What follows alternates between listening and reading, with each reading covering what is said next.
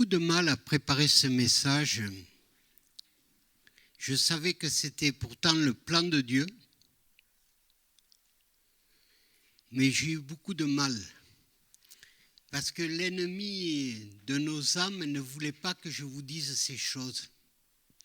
Et pourtant, ce sont des choses essentielles aujourd'hui. Le message, ça s'appelle « Écoutez Dieu aujourd'hui ». Écoutez Dieu aujourd'hui. Vous savez, il y a des tas de choses qu'on peut écouter. Il y a des tas de choses qui sont beaucoup plus confortables pour nos oreilles que d'écouter Dieu. Mais pourtant, ce que le Seigneur veut pour ses enfants, c'est que nous l'écoutions. Que nous l'écoutions parce qu'il a des choses à nous dire, parce qu'il veut nous préparer. Il veut nous préparer. Alors aujourd'hui, peut-être que je vais vous appeler devant et vous allez prendre le micro qui est là et peut-être je vais vous appeler à lire un texte. Parce que j'aime bien quand c'est participatif. Vous savez que ce n'est pas toujours le même ou la même qui font les choses, mais nous sommes la famille de Dieu, donc il faut quand même que nous participions aux choses. Alors, le premier texte que nous allons voir, c'est 1 Samuel chapitre 3. 1 Samuel chapitre 3, ici. Alors, avant ça, j'aimerais vous dire simplement que Samuel, c'est un des prophètes que j'aime beaucoup, personnellement, parce qu'il nous apprend comment écouter Dieu. Il nous apprend ce que c'est que la discipline de l'écoute. Il nous apprend l'obéissance, il nous apprend aussi à rentrer dans l'action. Et c'est ce que nous allons voir dans ce premier 1 Samuel chapitre 3, versets 1 à 21. Le jeune Samuel était au service de l'Éternel devant Élie. La parole de l'Éternel était rare en ce temps-là. On s'arrête là. La parole de l'Éternel était rare en ce temps-là. Si je le ramène au temps d'aujourd'hui, où c'est qu'on dit ce qui est mal, c'est bien, et ce qui est bien, c'est mal. Est-ce que vous y voyez la parole de l'Éternel dans ce qui est annoncé dans tous les médias? Non, on ne la voit pas. On voit au contraire que c'est la parole du monde qui prévaut. Et pourtant, encore aujourd'hui, le Seigneur lève des prophètes. Encore aujourd'hui, le Seigneur lève des serviteurs de Dieu pour annoncer ce qui est juste, pour annoncer la parole qui nous amène à rentrer dans la grâce de Dieu. Pourquoi je vous dis ça? Parce que aujourd'hui, il est facile de dire bon, je fais ma vie active comme je dois la mener. Et puis, il faut vivre avec son temps. Il faut vivre, maintenant c'est comme ça, il faut l'accepter. Et bien, moi je vais vous dire, personnellement, j'ai du mal avec ça. J'ai du mal parce que si je commence à accepter certaines choses, eh bien, c'est la pente glissante. La pente glissante sur laquelle, eh bien, je risque à me retrouver que mon salut sera tiède. Et ce n'est pas ce que j'ai envie personnellement. Et le Seigneur m'a amené à me remettre en question quand j'ai lu 1 Samuel.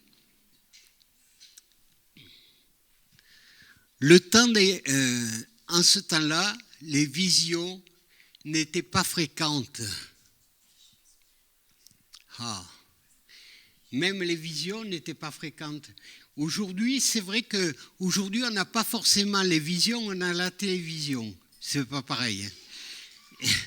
C'est pas pareil. Mais là, les visions n'étaient pas fréquentes. En ce temps-là, Élie, qui commençait à avoir les yeux troubles et ne pouvait plus voir, était couché à sa place. La lampe de Dieu n'était pas encore éteinte. La lampe de Dieu n'était pas encore éteinte. Vous savez, j'ai essayé de voir ce qu'était la lampe. Ce n'était pas simplement une loupiote, vous savez, mais c'était l'Esprit de Dieu n'était pas éteint. L'Esprit de Dieu n'était pas éteint. Et j'aimerais qu'on se pose la question, je me la suis posée, est-ce que l'Esprit de Dieu est toujours allumé dans ma vie ? Je me suis posé cette question, ou est-ce que j'ai laissé mettre quelque chose sur ma lampe de manière à ce qu'elle s'étouffe ? On va plus loin. Alors l'Éternel Dieu appela Samuel et il répondit, me voici. Il courut vers Élie et dit, me voici car tu m'as appelé. Élie répondit, je ne t'ai point appelé. Retourne te coucher. Et il alla se coucher. L'Éternel appela de nouveau Samuel et dit, et Samuel se leva et alla vers Élie et dit, me voici car tu m'as appelé. Élie répondit, je ne t'ai point appelé mon fils, retourne te coucher. Samuel ne connaissait pas encore l'Éternel et la parole de l'Éternel ne lui avait pas encore été révélée. Samuel ne connaissait pas, il rentrait dans une ouverture pour lui. Il était à l'école. Mais Dieu l'a testé déjà pendant 2 fois pour voir s'il était capable de prêter l'oreille. Est-ce que je suis prêt, moi, à prêter l'oreille pour entendre la voix de Dieu ?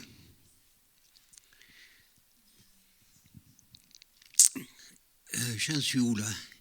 Et l'Éternel dit, va te coucher et si l'on t'appelle, tu diras, parle, Seigneur, ton serviteur écoute. Tu l'as pas mis là, si ? Si, ça y est.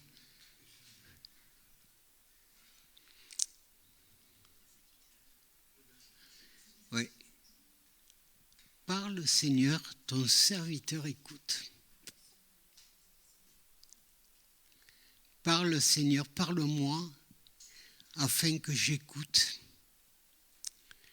Ce n'est pas n'importe qui va nous parler, c'est le Seigneur. C'est le Seigneur. Et quelle est l'écoute que j'ai pour le Seigneur ? Est-ce que, moi, c'est une question que je me suis posée. Je me suis dit, il y a tellement d'informations qui est donnée aujourd'hui. Est-ce que j'ai la même écoute que pour les informations dans les journaux pour le Seigneur ? Ou est-ce que je prête une écoute différente ? Alors l'Éternel dit à Samuel, voici, je vais faire en Israël une chose qui étourdira les oreilles de quiconque l'entendra. En ce jour-là, j'accomplirai sur Élie tout ce que j'ai prononcé contre sa maison. Je commencerai et j'achèverai.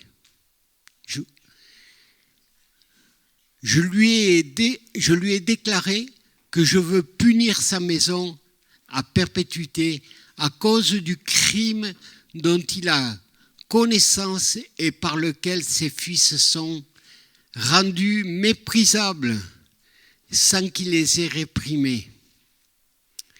Je vais encore m'arrêter là.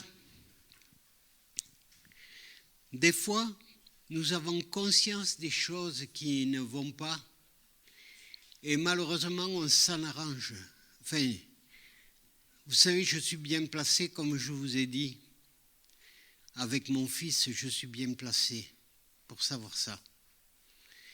Et je peux vous dire qu'il ne manque pas de temps où c'est que nous pleurons, que ce soit Daniel ou moi-même. Mais je peux vous dire aussi que Dieu ne permet pas qu'on s'en arrange. Dieu ne permet pas qu'on s'en arrange. Il nous a demandé d'être dans l'accueil du pécheur, mais de ne pas aimer le péché. Donc, on ne s'en arrange pas. On ne s'en arrange pas. Élie, lui, il n'avait pas réprimé. Il n'avait pas réprimé. Il avait presque étouffé la chose. Mais Dieu lui a dit qu'il allait réprimer sa maison. Je dis simplement, moi je veux faire attention que ma maison ne soit pas réprimée. Je veux tout faire pour signaler à mes enfants, à mes petits-enfants ou à mes frères et sœurs, je veux leur signaler quand il y a quelque chose qui ne va pas afin qu'ils puissent se redresser. C'est mon devoir de le faire. C'est mon devoir de dire les choses. Et je vais le faire. Et je le fais.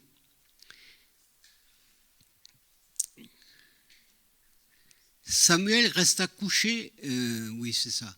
Non, c'est pourquoi je jure la maison d'Élie que jamais le crime de la maison d'Élie ne sera expié, ni par ses sacrifices, ni par ses offrandes.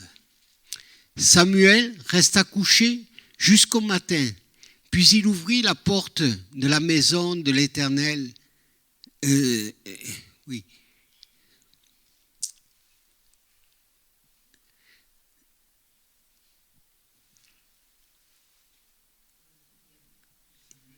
Oui. Mais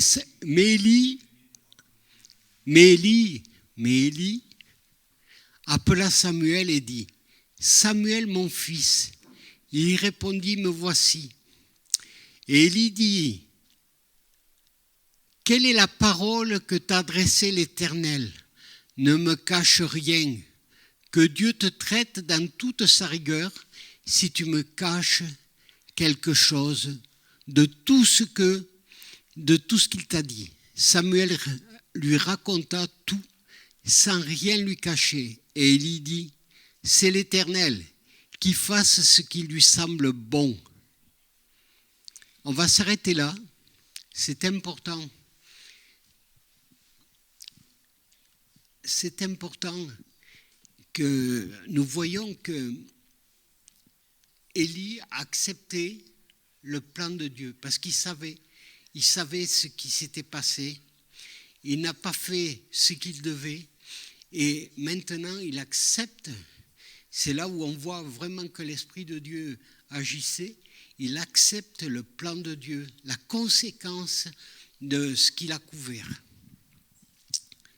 Voilà. Ça, c'était ce que je voulais vous dire par rapport à ça, et par rapport à Samuel. Mais voilà ce que j'ai relevé surtout d'important chez Samuel. Le verset 4, on voit que chez Samuel, déjà, il est disposé à devenir serviteur, c'est-à-dire qu'il apprend l'obéissance, il apprend ce que c'est que d'être au service. Il prête l'oreille et il écoute. Il écoute. Il rentre dans l'obéissance. Il se leva. Il courut vers Élie. Vous savez, moi, ce que je regarde, c'est que quand Dieu parle, il nous demande de rentrer dans l'action. Et il ne nous dit pas, bon, écoute, je te préviens, il se passe ça, et on reste figé sur notre siège ou couché dans notre lit sans réagir. Quand Dieu dit quelque chose, il nous demande de rentrer dans l'action.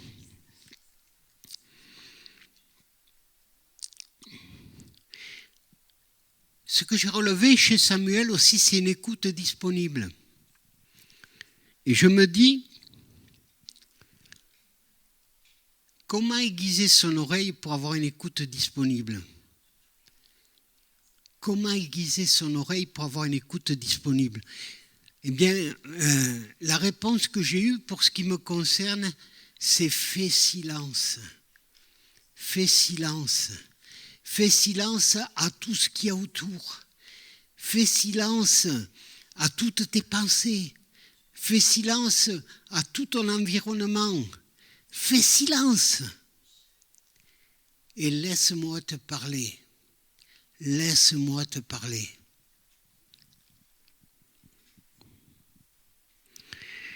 Une écoute fidèle et attentive. Vous savez, quand Dieu parle, pour Samuel, Samuel pèse vraiment ce que Dieu dit. Il le pèse. Et ça a du poids ce que Dieu dit dans le cœur de Samuel. Je me suis dit, Christian, est-ce que quand Dieu te parle, est-ce que ça a du poids dans ta vie ? Je me suis posé cette question et je nous invite, nous, à nous la poser si on est concerné. Quel est le poids que ça a dans ma vie ?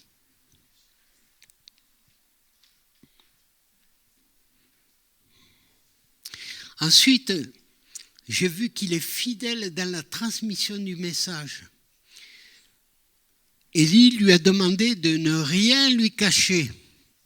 Vous savez, Samuel aimait beaucoup Élie.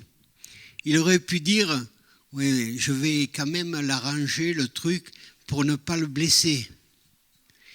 Mais Élie lui avait dit, ne me raconte pas des choses qui ne sont pas, et raconte-moi tout. Et Élie a été fidèle, Samuel a été fidèle. Il a restitué le message dans l'intégralité de ce que Dieu lui avait dit.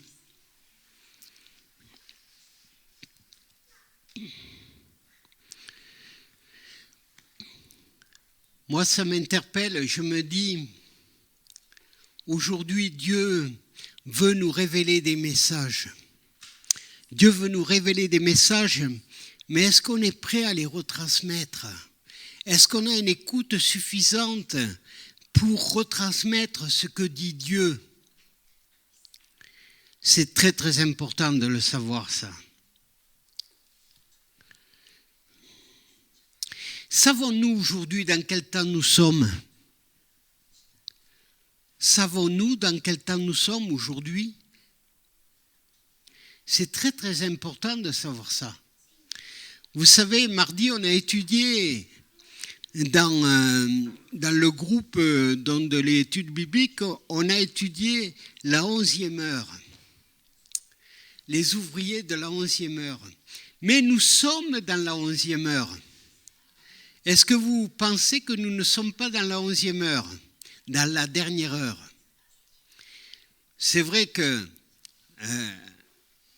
on pourrait dire un jour c'est comme 1000 ans et 1000 ans c'est comme un jour, etc. Donc la notion de l'heure, personne ne sait, ni le jour ni l'heure à laquelle le Seigneur va revenir.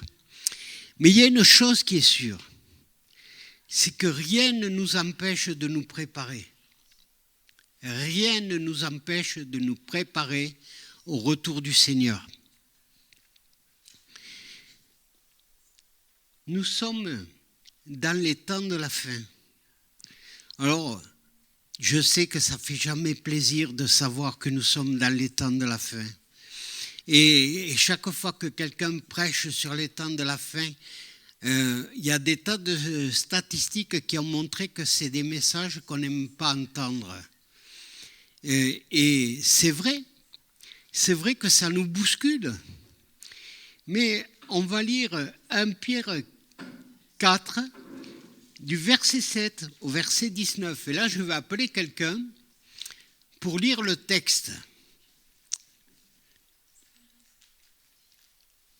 Et cette personne va venir au micro qui est là pour le lire. Ça y est, vous y êtes ? Alors je vais demander à Eva si tu veux bien venir lire le texte. Le texte qui sera affiché là, hein, de toute façon. Tu prends le micro là et tu le lis à tout le monde. Celui-là, oui, si tu veux, celui-là, comme tu veux.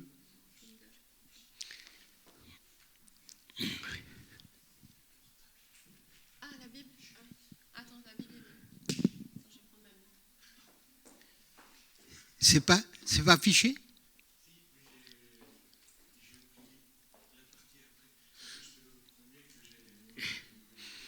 Bon, eh bien, on va faire à l'ancienne alors. Hein. Alors, 1 Pierre 4, versets 7 à 19. Si tu arrives à le trouver.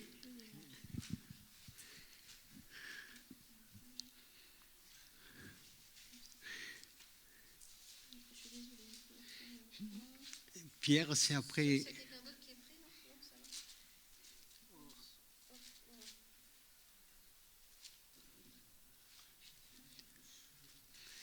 Ne panique pas.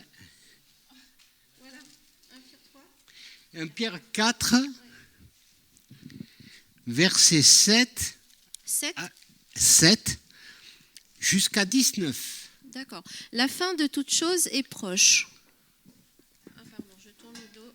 Voilà. La fin de toute chose est proche. Soyez donc sages et sobres pour vaquer à la prière.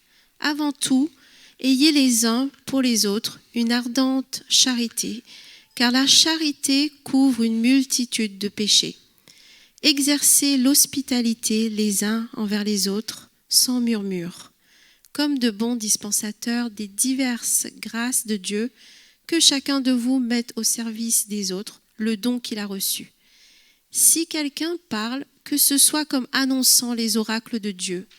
Si quelqu'un remplit un ministère, qu'il le remplisse selon la force que Dieu communique, afin qu'en toute chose Dieu soit glorifié par Jésus-Christ, à qui appartiennent la gloire et la puissance au siècle des siècles. Amen. Bien-aimés, ne soyez pas surpris comme d'une chose étrange qui vous arrive, de la fournaise qui est au milieu de vous pour vous éprouver. Réjouissez-vous, au contraire, de la part que vous avez aux souffrances de Christ, afin que vous soyez aussi dans la joie et dans l'allégresse lorsque sa gloire apparaîtra. Si vous êtes outragés pour le nom de Christ, vous êtes heureux, parce que l'Esprit de gloire, l'Esprit de Dieu, repose sur vous. Il est blasphémé par eux, mais il est glorifié par vous.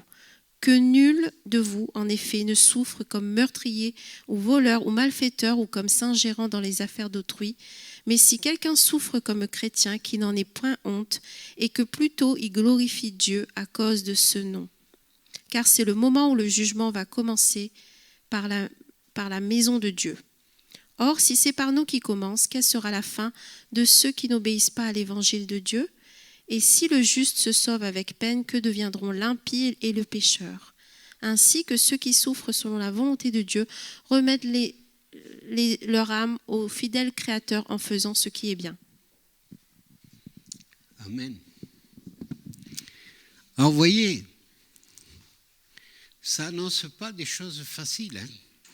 C'est-à-dire que on va être peut-être persécuté, on va peut-être vivre des choses difficiles, mais Dieu nous a donné aussi la possibilité d'être solidaires aussi les uns avec les autres, d'avoir de la compassion les uns pour les autres, de nous aimer les uns les autres.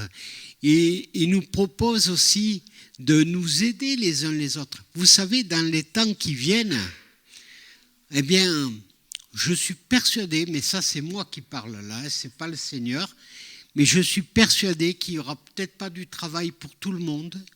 Je suis persuadé que peut-être il y aura des contrôles qui vont se mettre en place, peut-être il y aura des persécutions qui vont se mettre en place.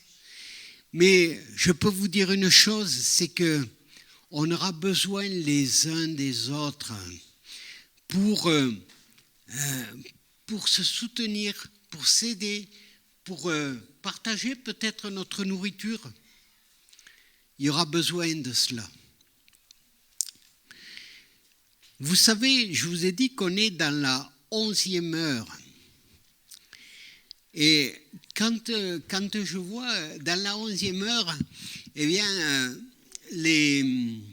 comment je vous dirais ça, les gens qui ont été embauchés par le Seigneur, ils ont tous reçu le même salaire.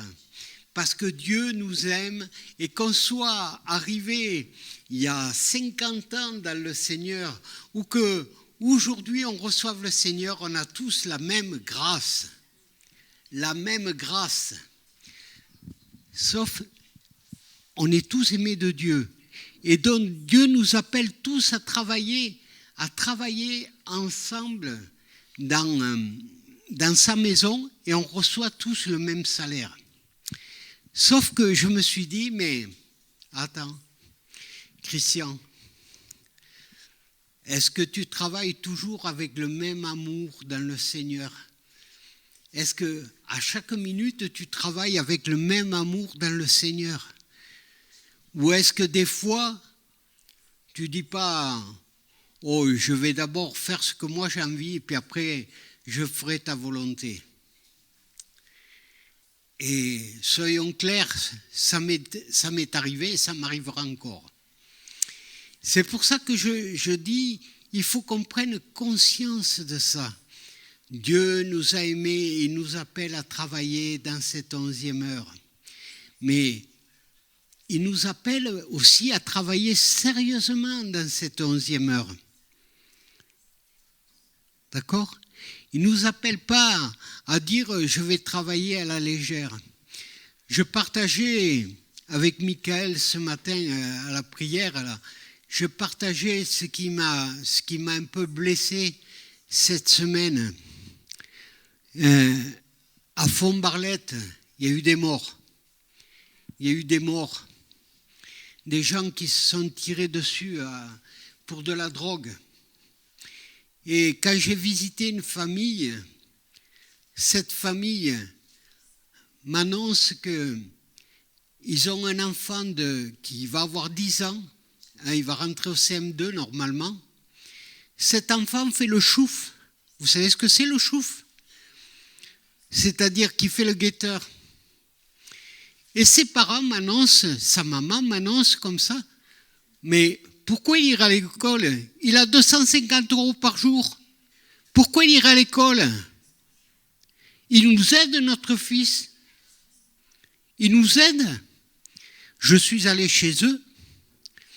Et quelle n'a pas été ma surprise de voir qu'ils ont des choses que moi je ne pourrais jamais me payer. Parce que ma retraite ne me le permet pas. Hein. Mais j'ai vu un écran, j'ai cru qu'on était dans un cinéma. Vous savez, c'est-à-dire que c'est un truc magnifique. J'ai vu un frigidaire, vous savez, et ça s'ouvre là, les deux côtés, il y a tout un tas de choses qui se mettent en route. Il y a même, c'est connecté, ce frigidaire, vous savez. Et ils avaient une voiture, je ne sais pas si vous savez ce que c'est, une Porsche Cayenne. D'accord ? Par contre, ces gens-là ne payent pas leur loyer. Et non, parce que le loyer, vous savez, c'est embêtant de le payer. Hein.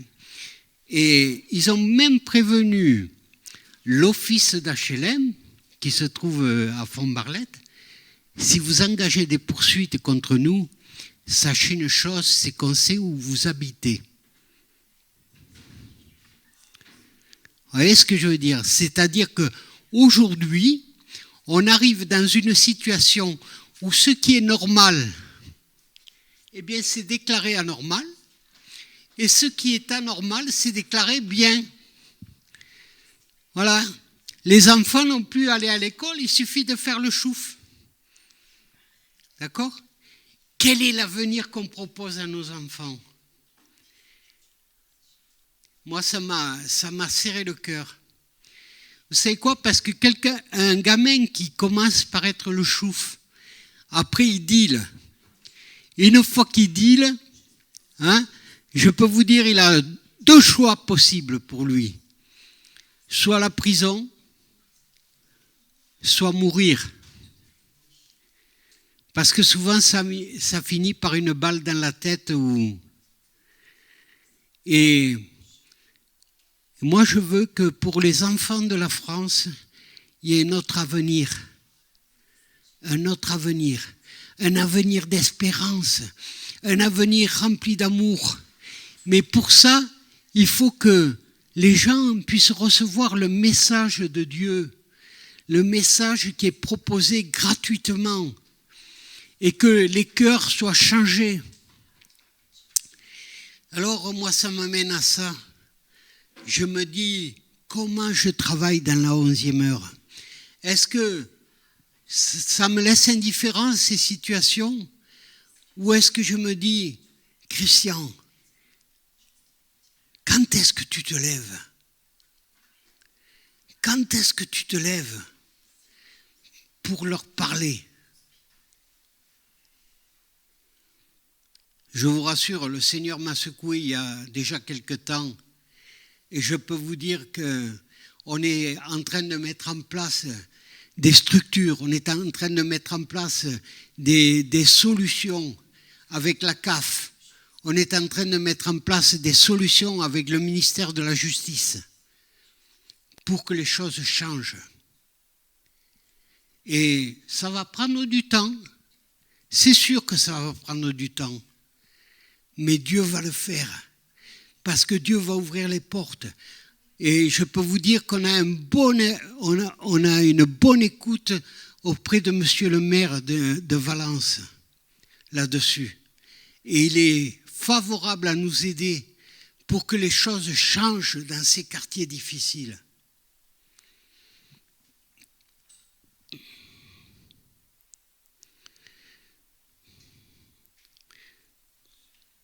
J'aimerais appeler une autre personne qui va lire un autre texte. Marc 13.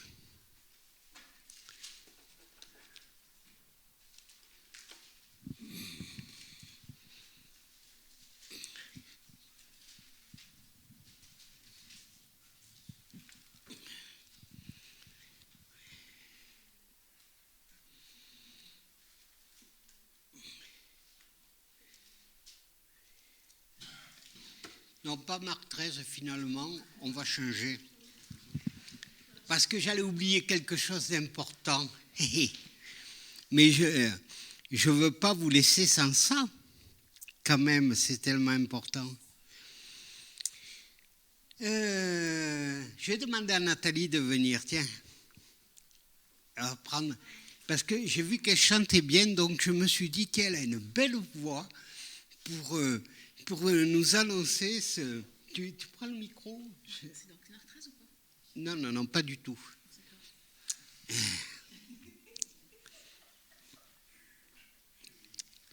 Je vais te proposer Matthieu 25, de 1 à 13. Tu sais où c'est, Matthieu? De 1 à 13. Voilà. Et tu le lis à haute voix, intelligible et tout, tu vois. C'est affiché là, remarquez, si tu veux. Alors, de 1 à 13. Alors, le royaume des cieux sera semblable Alors, le royaume des cieux sera semblable à 10 vierges qui, ayant pris leur lampe, allèrent à la rencontre de l'époux. 5 d'entre elles étaient folles et 5 sages. Les folles, en prenant leur lampe, ne prirent point d'huile avec elles. Mais les sages prirent avec leurs lampes de l'huile dans des vases. Comme l'époux tardait, toutes s'assoupirent et s'endormirent. Au milieu de la nuit, on cria « Voici l'époux, allez à sa rencontre !» Alors toutes ces vierges se réveillèrent et préparèrent leurs lampes. Les folles dirent aux sages « Donnez-nous de notre huile, car nos lampes s'éteignent. » Les sages répondirent, « Non, il n'y en aurait pas assez pour nous et pour vous. Allez plutôt chez ceux qui en vendent et achetez-en pour vous. » Pendant qu'elles allaient en acheter, l'époux arriva. Celles qui étaient prêtes entrèrent avec lui dans la salle des noces et la porte fut fermée. Plus tard, les autres vierges vinrent et dirent « Seigneur, Seigneur, ouvre-nous » Mais il répondit « Je vous le dis en vérité, je ne vous connais pas. Veillez donc, puisque vous ne savez ni le jour, ni l'heure à laquelle le Fils de l'homme viendra. » C'est bon, c'est bon. Vous savez, il y a une chose que j'ai vue dans ce texte-là, c'est que dans nos situations, on peut être des vierges sages qui sommes en communion avec le Seigneur et dire « Seigneur Jésus, renouvelle-moi dans le Saint-Esprit, Seigneur, et glory, shababambari » on commence à prier en langue et on loue le Seigneur, on laisse descendre l'huile abondante qui nous remplit du Saint-Esprit. Et puis à côté de ça, vous avez des vierges folles qui disent « Oh, le Saint-Esprit, c'est pas la peine de le rechercher, le Saint-Esprit, mais on n'en a pas besoin. » Et je l'ai entendu, et c'est pour ça que je vous le dis, je ne l'ai pas entendu ici, mais je l'ai entendu. Et moi, je vous dis ceci, quand le Seigneur va revenir, serons-nous prêts? Aurons-nous de l'huile? Est-ce que j'aurai de l'huile dans ma lampe? Est-ce que j'aurai cette soif du Seigneur, cette communion avec le Seigneur? Est-ce que j'aurai ça? Ou est-ce que je serai sec? Ou est-ce que je n'aurai plus le goût du Seigneur? J'espère pour moi que j'aurai toujours le goût et que j'aurai toujours envie du Seigneur. Et que je dirai, Seigneur, je suis dans la joie de savoir que tu arrives. Et que je serai de ceux qui l'attendent vraiment avec espérance. Et de ceux qui prient le Seigneur avec foi. De ceux qui laissent l'Esprit me doucher et que des chants en langue montent. Voilà, c'est ça. J'aimerais vous poser une question. Est-ce que nous avons reçu le Saint-Esprit? Est-ce que nous avons reçu ce baptême dans l'Esprit? Est-ce que nous parlons en langue ou pas? Sachez une chose, c'est qu'aujourd'hui c'est possible de le recevoir. Je vous le dis, aujourd'hui, c'est possible de recevoir l'Esprit. Et moi, je prie que vous sortiez de cette porte et que vous ne puissiez pas vous arrêter de parler en langue et être rempli jusqu'à être sous avec le Seigneur. Ça m'est arrivé, d'être sous dans l'Esprit. Mais je vous assure, ça fait tellement de bien d'être dans cette présence de Dieu, d'être rempli de son esprit. C'est quelque chose qui est formidable. Et je prie pour que chacun d'entre vous, vous le receviez. Que vous receviez ce moment extraordinaire, mais qui ne reste pas un moment, mais qui reste permanent. D'accord ?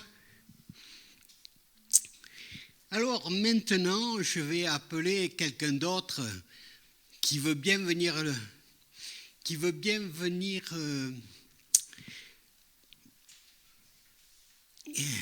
ouais, ça me paraît pas mal ça. On va y aller avec ça.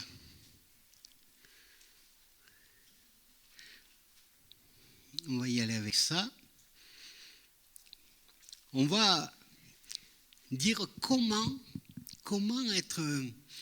être prêt, comment rester dans le combat pour le Seigneur. Qu'est-ce qu'il nous faut pour ça? Parce que des fois, nous sommes peut-être un peu désœuvrés, mais le Seigneur veut nous remplir. Et il veut aussi nous équiper. Et pour nous équiper,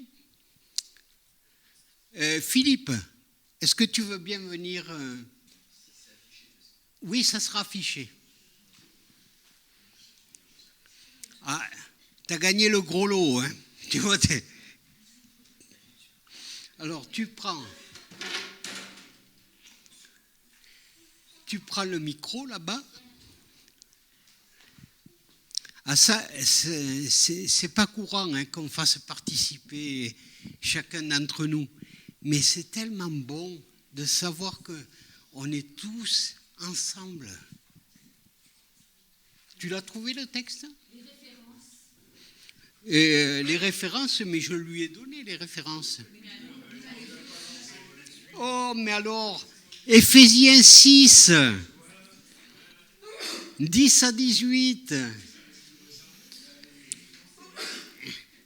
Au reste, fortifiez-vous dans le Seigneur et par sa force toute puissante. Revêtez-vous de toutes les armes de Dieu afin de pouvoir tenir ferme contre les ruses du diable. Car nous n'avons pas à lutter contre la chair et le sang, mais contre les dominations, contre les autorités, contre les princes de ce monde des ténèbres, contre les esprits méchants dans les lieux célestes. C'est pourquoi prenez toutes les armes de Dieu afin de pouvoir résister dans le mauvais jour et tenir ferme après avoir tout surmonté. Tenez donc ferme, ayez à vos reins la vérité pour ceinture, revêtez la cuirasse de la justice, mettez pour chaussure à vos pieds le zèle que donne l'évangile de paix, prenez par-dessus tout cela le bouclier de la foi, avec lequel vous pourrez éteindre tous les traits enflammés du malin. Prenez aussi le casque du salut et l'épée de l'esprit, qui est la parole de Dieu. Faites en tout temps par l'esprit toutes sortes de prières et de supplications. Veillez à cela avec une entière persévérance et priez pour tous les saints. Ce qui est intéressant de voir dans ce texte, c'est que le Seigneur nous invite aussi, non seulement à saisir toutes les armes de l'esprit, mais à persévérer en tout temps. En tout temps. Il n'a pas dit juste quand vous voyez un événement qui est en train de se passer. Il a dit en tout temps. En tout temps. Et ça, c'est vraiment quelque chose d'extraordinaire de savoir que Dieu nous avertit.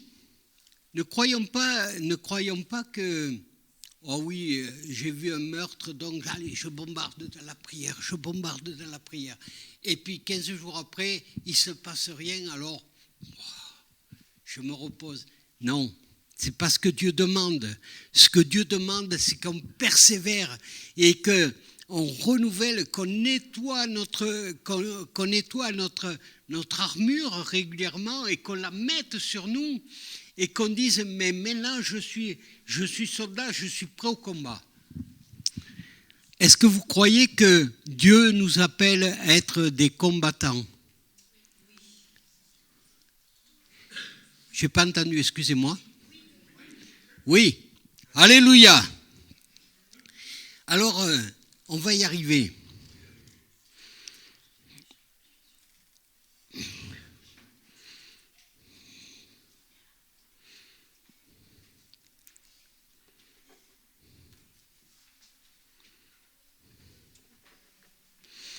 Ce que le Seigneur nous demande, pourquoi il nous dit tout ça au fait, le Seigneur ?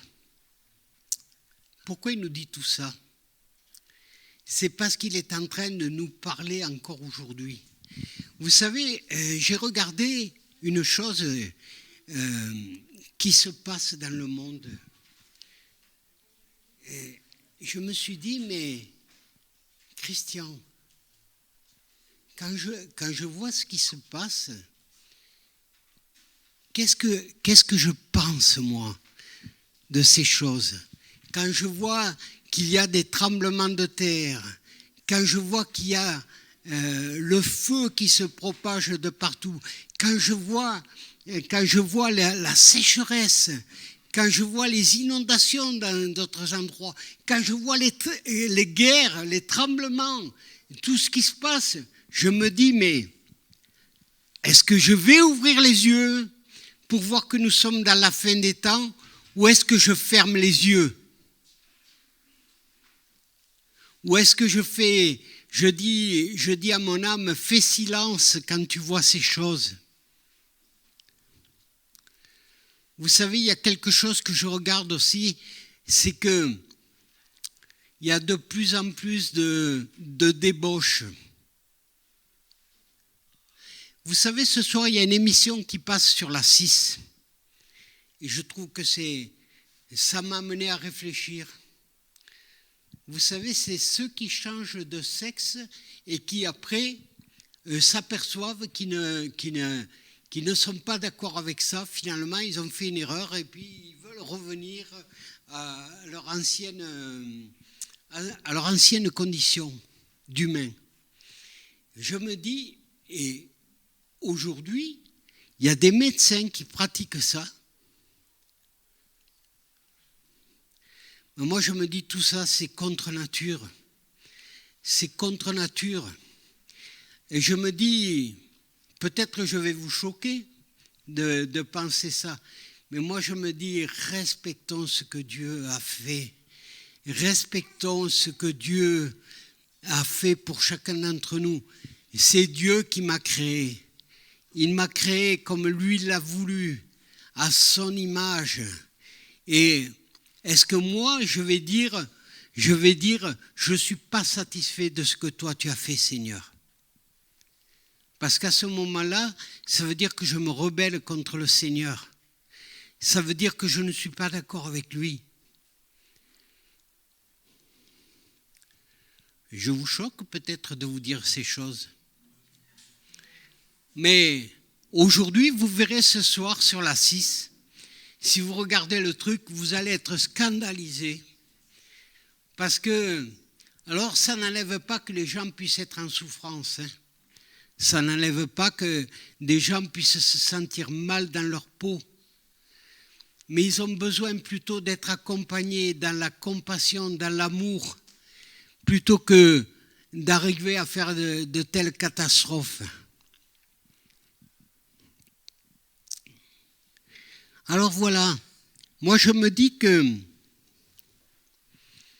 quand je vois tout ce qui est en train de se passer, je ne peux pas dire que Dieu ne nous parle pas. Je ne peux pas dire que Dieu ne nous prévient pas. Je ne peux pas dire, Christian, tu n'as pas été prévenu de ce qui est en train de se mettre en place. Je ne peux pas dire que je ne suis pas au courant que le diable agit sur cette terre.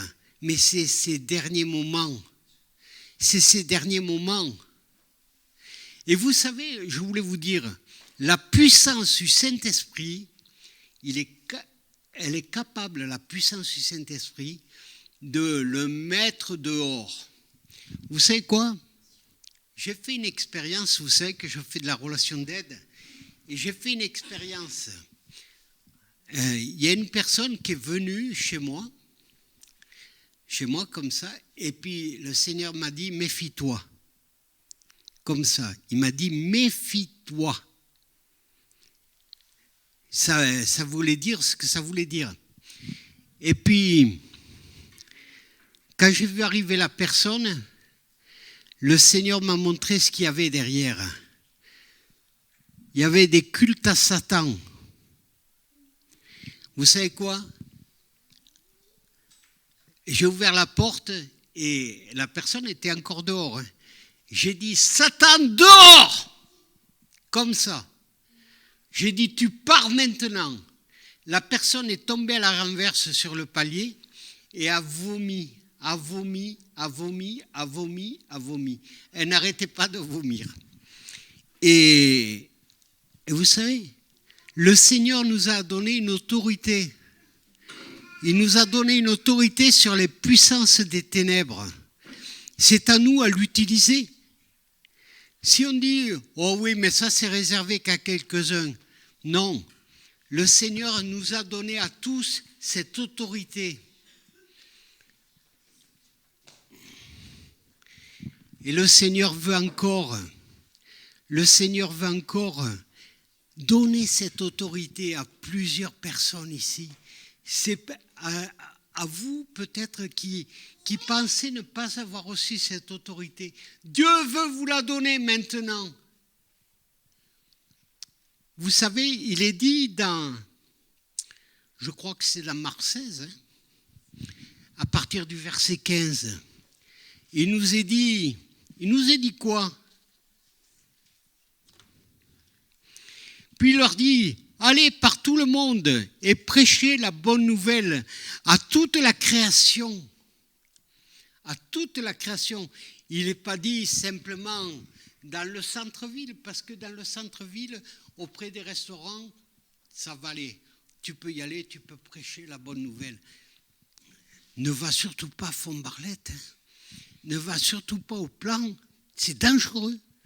Ne va surtout pas au Polygone. C'est dangereux. Il ne faut surtout pas y aller. Hein? C'est pas ce que le Seigneur a dit. Il a dit à toute la création, celui qui croira sera baptisé. Et il sera sauvé. Mais celui qui ne croira pas sera condamné. Voici les miracles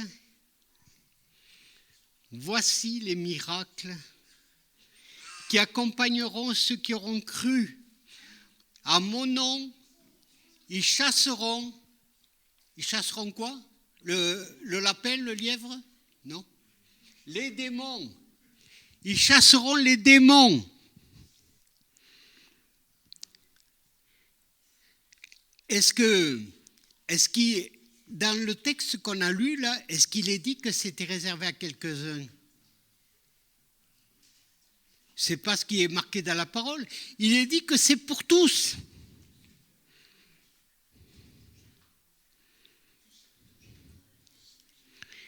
Ils chasseront les démons au-dessus. Ils parleront de nouvelles langues.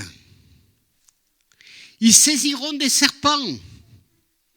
S'ils boivent quelques breuvages mortels, qu'est-ce qui se passe? Ils vont être foudroyés? Non. Il ne leur fera point de mal. Ils imposeront les mains aux malades. Et les malades seront guéris. D'accord? On va s'arrêter là. Moi, je dis simplement, aujourd'hui, est-ce que je veux recevoir toutes les choses que Dieu veut me donner? Est-ce que je les veux? Est-ce que vous les voulez? J'entends pas de amen ou oui, je les veux. Non, écoute, attends, peut-être après les vacances. Après les vacances, parce que tu vois, là, juillet, août, on a déjà prévu quelque chose, donc tu vois, peut-être après les vacances, tu pourras nous parler à nouveau de ce que Dieu veut donner pour qu'on soit dans son autorité. C'est ça? Alors, si nous les voulons aujourd'hui, si nous voulons ces choses, aujourd'hui, Dieu veut nous donner ce rendez-vous. Il veut nous donner ce rendez-vous parce qu'il nous parle aujourd'hui. On ne peut pas dire que Dieu ne nous a pas prévenus de ce qui est en train de se mettre en place. Aujourd'hui, vous l'avez entendu. Aujourd'hui, je l'ai entendu. Alors, je ne pourrais pas dire que le Seigneur ne m'a pas prévenu des choses qui sont en train de se mettre en place. Il m'a prévenu aussi des moyens qu'il me donne pour que les choses changent. Il m'a prévenu qu'il me donnait l'autorité. Qu'est-ce que je fais aujourd'hui? Est-ce que j'entends que Dieu me donne cette autorité? Ou est-ce que je dis, non Seigneur, après les vacances, d'abord je m'occupe de ce que j'ai à faire. Je m'occupe de moi-même. Je vais bronzer sur la plage. Et puis après, Seigneur, tu pourras me parler si je n'ai pas attrapé trop de coups de soleil. Non, le Seigneur veut nous dire, c'est maintenant que je te donne ce rendez-vous. C'est maintenant que je veux te remplir de mon esprit. C'est maintenant que je veux que tu reçoives tous les dons que je veux te confier. Ça ne sera peut-être pas les mêmes pour tous, mais peu importe. Ce que Dieu veut te donner, il veut te dire, c'est maintenant que je veux te le donner. Est-ce que nous sommes prêts à dire, oui Seigneur, je veux recevoir ce que toi tu as à me donner, ce que toi tu veux pour moi? Est-ce que je suis prêt à le recevoir? Vous savez, je voudrais terminer en faisant un appel. Est-ce qu'aujourd'hui, il y en a parmi vous qui sentent que c'est un rendez-vous aujourd'hui et qu'ils ont besoin de recevoir une visitation de l'Esprit? Une visitation de l'Esprit. Que le Seigneur puisse aujourd'hui, maintenant, faire que vous soyez remplis tout à nouveau de l'Esprit. Que vous ne puissiez pas vous arrêter de parler en langue ou autre chose, mais que vous receviez la puissance de Dieu aujourd'hui. Voulons-nous rentrer dans les dimensions spirituelles que Dieu veut nous donner? Aujourd'hui, le Seigneur veut nous dire, je veux vous équiper, je veux faire de vous des vaillants combattants, remplis de toutes les armes spirituelles, de tous les dons que je veux vous donner, afin que vous alliez partout. Alors Dieu dit aujourd'hui, Dieu nous appelle, c'est un rendez-vous pour nous. Est-ce que je vais pouvoir vous envoyer? Est-ce que je vais pouvoir vous envoyer aujourd'hui? Dieu veut nous dire, aujourd'hui, je veux vous remplir, c'est un rendez-vous. Et s'il y en a qui ont besoin d'être renouvelés aujourd'hui, alors n'hésitez pas. Approchez-vous parce que c'est ce que le Seigneur veut faire. Ce n'est pas Christian qui va prier pour vous. Ce n'est pas Christian qui va vous donner une onction. C'est le Seigneur qui va vous la donner. Si vous avez envie de recevoir quelque chose de particulier, approchez-vous maintenant. Et le Seigneur, moi j'ai confiance en lui, il est capable de nous visiter. Ne vous forcez pas. Il faut que vous le ressentiez de la part du Seigneur. Mais si c'est un rendez-vous pour vous, alors approchez-vous. Moi j'ai terminé mon message maintenant et je vous dis que Dieu vous bénisse. Que Dieu vous bénisse maintenant. Amen. Seigneur Jésus, moi je te prie pour l'assemblée maintenant, afin qu'ils puissent recevoir ce que toi tu veux. Et pendant que je prie, s'il y en a qui veulent s'avancer, qu'ils puissent le faire maintenant. Qu'ils puissent le faire maintenant afin de recevoir ce que Dieu veut pour eux. Merci Seigneur Jésus de ce que tu bénis toutes les personnes qui vont s'approcher maintenant pour recevoir une onction particulière de Dieu. Maintenant, afin que chacun puisse être visité de toi, que maintenant, Seigneur, tu puisses agir dans les cœurs. Je te dis merci, Seigneur, de ce que tu le fais maintenant. Amen.